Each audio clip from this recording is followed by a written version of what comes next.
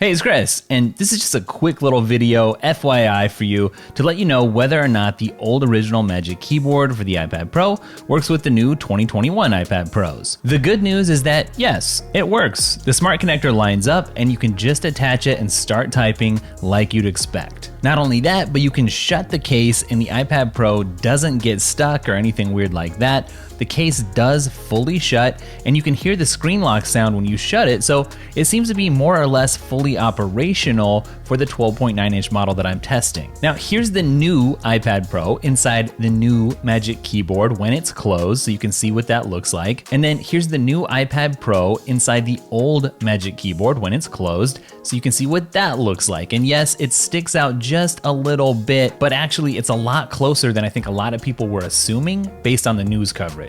Now, Apple's official support document says the first generation of Magic Keyboard is functionally compatible with the new iPad Pro 12.9-inch 5th generation with Liquid Retina XDR display.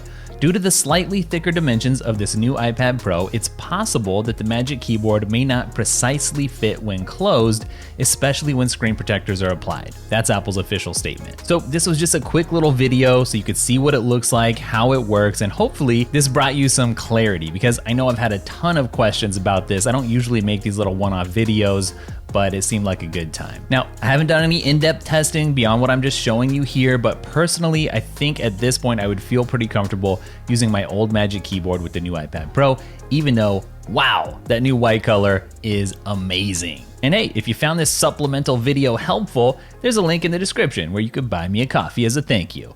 Not required, but I just thought I'd throw it in. All right, later.